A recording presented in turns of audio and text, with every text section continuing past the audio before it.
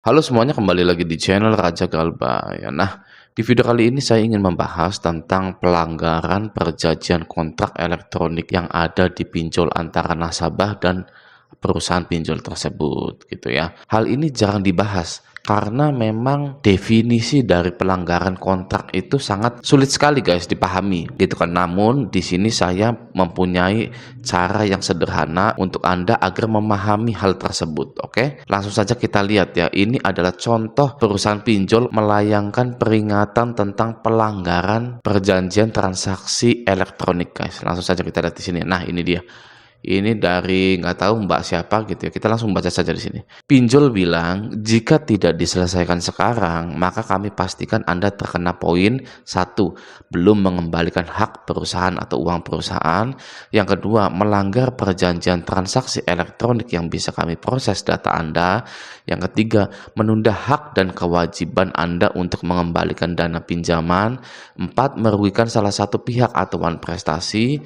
5. Merugikan kontak-kontak yang Anda libatkan atau terkena dampak. Nah, ini ada 5 poin yang akan dikenakan kepada nasabah jika nasabah ini tidak segera melunasi utangnya ke pinjol gitu ya. Di sini kita lihat di nomor 2 ada yang namanya melanggar perjanjian transaksi elektronik yang bisa kami proses data Anda. Nah, ini pastinya ambigu, kurang jelas, kurang rinci gitu kan. Kemana data kita akan diproses ya? Lalu hukum apa yang dipakai? Apakah perdata atau pidana? Lalu pelanggarannya itu seperti apa sih? Apakah kita pemalsuan? Apakah kita kabur, penggelapan uang gitu kan? Bagaimana gitu loh? Sangat tidak rinci sekali, sangat tidak jelas sekali sehingga membuat nasabah ini cemas, panik, ketakutan ketika melihat penagihan-penagihan seperti ini gitu ya. Nah, di sini akan saya jelaskan. Nah, jadi pelanggaran perjanjian elektronik dalam pinjaman online itu adalah tindakan atau kelalaian yang dilakukan oleh satu pihak, khususnya peminjam ya, yang bertentangan dengan isi dan ketentuan yang telah disepakati dalam perjanjian pinjaman berbasis sistem elektronik.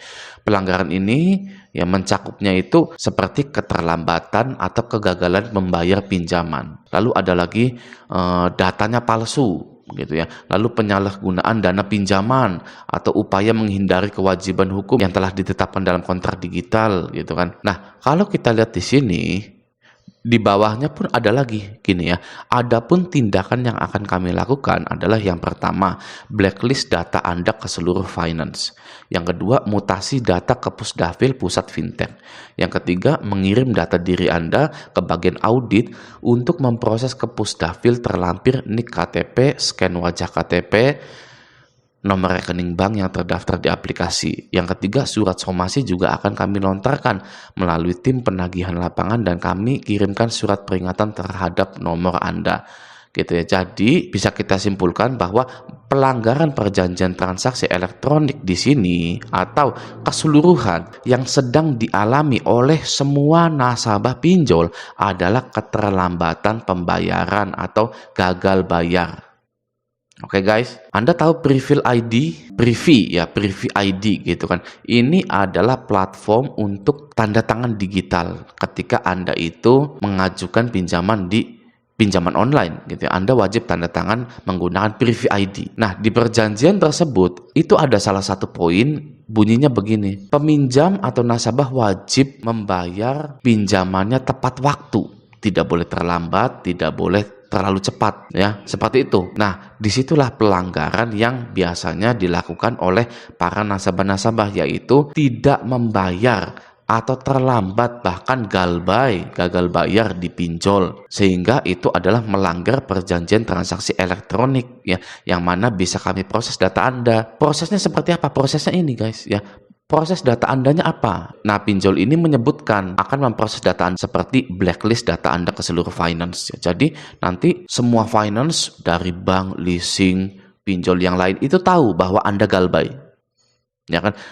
Jadinya Anda tidak bisa kredit lagi, tidak bisa kredit motor, mobil, bahkan rumah gitu ya. Tapi kalau DP-nya gede biasanya bisa. Itulah finance ya. Oke. Yang kedua, mutasi data ke Pusdafil Pusat Fintech. gitu ya. Pusdafil itu apa? Nah, Pusdafil itu adalah pusat data fintech lending guys. Ya. Jadi si pinjol ini mengirimkan data pribadi Anda ke pusat data fintech lending agar semua finance itu tahu bahwa Anda itu telah menunggak. Gitu ya, sangat sederhana sekali. Oke. Yang ketiga, mengirim data diri Anda ke bagian audit untuk memproses ke Pusdafil, terlampir NIK KTP, scan wajah KTP, nomor rekening bank yang terdaftar di aplikasi. Jadi nomor rekening Anda, NIK KTP Anda, wajah Anda itu sudah dikenali oleh pusat data fintech sebagai nasabah yang gagal bayar, sehingga nanti apa ya, ujungnya tetap sama aja, tidak bisa kredit lagi. Oke, ya nggak masalah, bagus ya, tidak bisa kredit lagi, nggak pusing gitu kan, kita tinggal melanjutkan kehidupan kita saja. Oke, nah selanjutnya yang ketiga, yang keempat, ini 1, 2, 3, 3 gitu kan, 1, 2, 3, 4 harusnya. Surat somasi juga akan kami lontarkan melalui tim penagihan lapangan, dan kami kirimkan surat peringatan terhadap nomor Anda gitu. Nah, yang artinya apa? Nanti Anda akan dikirim surat somasi. Surat somasi itu apa? Surat somasi adalah surat peringatan guys. Ya, surat peringatan bahwa Anda ini sudah menunggak selama 3 bulan, 6 bulan, 1 tahun. Nah, ketika Anda sudah menunggak kisaran 6 bulan sampai 1 tahun, maka nanti data Anda ini akan diblokir ya. Anda tidak akan ditagih-tagih lagi. Bahkan hutang Anda itu sudah dilunasi oleh asuransi ya. Nah, ketika hutang Anda sudah dilunasi oleh asuransi atau data Anda ini sudah diblokir permanen, maka jika Anda beruntung, Anda boleh kredit lagi, ya. Jika Anda kurang beruntung, Anda tidak bisa kredit lagi, ya kan? Nah, fokusnya kemana? Fokusnya nggak usah kedua-duanya, guys. Kita nggak usah peduli hal itu, ya. Di sini kita galbaikan saja pinjol-pinjolnya, lalu kita jalani kehidupan kita. Ya, jadi yang namanya melanggar perjanjian transaksi elektronik itu adalah kita ini gagal bayar karena sudah tanda tangan dan melanggar gagal bayar. Nah, itu melanggar perjanjian transaksi elektronik. Bang, apakah ada pidananya? Tidak akan bisa dipidana. Karena pasal 19 ayat 2 Undang-Undang Nomor 39 Tahun 1999 tentang hak asasi manusia menyatakan bahwa tidak ada seorang pun yang dapat dipidana penjara atau kurungan karena ketidakmampuan untuk memenuhi kewajiban dalam perjanjian utang piutang gitu. Jadi walaupun kita itu melanggar perjanjian elektronik atau galbay, maka akan ditimpa ke pasal 19 ayat 2 kita ini guys, yang mana kita ini tidak bisa dipenjara karena ketidakmampuan untuk memenuhi kewajiban dalam perjanjian utang piutang. Yang namanya melanggar perjanjian transaksi elektronik, dampaknya itu tadi ini 1, 2, 3, 4 gitu kan, di blacklist ke finance, nggak bisa kredit lagi, mutasi data ke Pusdafil, semua finance bank tahu bahwa data Anda itu adalah data galbay. Makanya ada istilah yang namanya data busuk. Nah, itu semua perusahaan finance sudah tahu bahwa Anda itu galbay. Gitu. Lalu mengirim data diri Anda ke bagian audit gitu kan. Lalu surat somasi gitu. Tidak ada nomor 4, nomor 5 akan dipidana, akan dipenjara gitu kan. Nggak ada. Kenapa? Karena nggak bisa. Ya, orang yang melanggar perjanjian transaksi elektronik, gagal bayar di pinjol itu tidak bisa dipenjara. Jadi jangan takut lagi ketika Anda melihat, waduh saya ini melanggar perjanjian transaksi elektronik gitu kan. Apa nih? UU ITE kah? Apakah? Tidak ya guys ya. Selagi Anda itu melanggar perjanjian transaksi elektroniknya adalah gagal bayar atas ketidakmampuan Anda dalam membayarkan hutang, Anda tidak akan bisa dipenjara. Oke, kita di sini berbicara khusus pinjol. Kalau misalkan yang lainnya gitu kan ya, misalkan penipuan di email atau penggelapan uang perusahaan itu beda lagi guys, ya kan. Di sini pinjol, pinjaman gitu ya. Pinjaman pasti ada gagal bayarnya gitu. Oke. Nah, bisa kita lihat di sini juga penagihannya begini ya. Loh, ada lagi ini Anda akan saya laporkan. Nah, ini pelaporan khusus untuk nasabah, bukan untuk pinjolnya guys. Nah, di postingan ini ada komentar yang cerdas gitu ya. Kalau dilaporkan OJK, itu artinya sulit untuk dapat pinjaman di tempat lain. Itu aja resikonya, tidak ada resiko lain. Benar. Ini ya, ini berarti sudah mengerti tentang gagal bayar sepenuhnya guys. Orang seperti ini itu cepat move on, lalu cerdas, tidak mudah ditakut-takuti, dan dia ini membaca gitu, membaca dan memahami definisi dari tiap-tiap poin tersebut. gitu, tidak hanya terbawa emosi saja, melanggar perjanjian transaksi elektronik. Aduh, saya di penjara, hidup saya sudah berakhir di sini, gitu ya. Orang yang cerdas tidak seperti itu. Apa sih melanggar perjanjian transaksi elektronik itu? Dipinjol, gitu kan. Harus rinci, jangan melanggar perjanjian transaksi elektronik. Ya.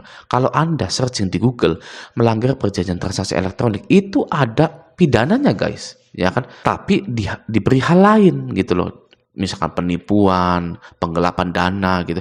Tapi kalau dipinjol itu Anda tidak bisa yang namanya dipenjara gitu karena galbay gitu kan.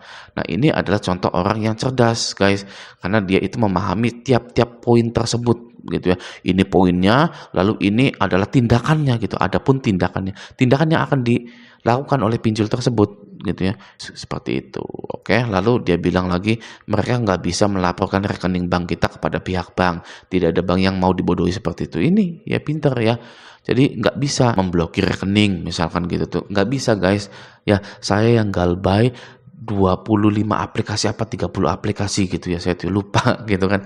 Selik ojekannya macet itu rekening saya dimanapun tidak ada yang terblokir, percaya saya. Oke, jadi sekarang jadilah konsumen yang cerdas. Sudah nggak zaman hanya lihat sepenggal kalimat saja langsung wow saya akan bunuh diri hari ini gitu kan. Aduh, ya kan, jangan seperti itu ya. Kita harus mencari yang namanya definisi dari tiap-tiap poin tersebut gitu ya, biar tidak ketakutan ya. Orang yang takut itu adalah orang yang tidak memiliki pengetahuan. Orang yang berani adalah orang yang memiliki pengetahuan di lini manapun. Oke, nah semoga video ini bermanfaat. Sampai jumpa di video selanjutnya.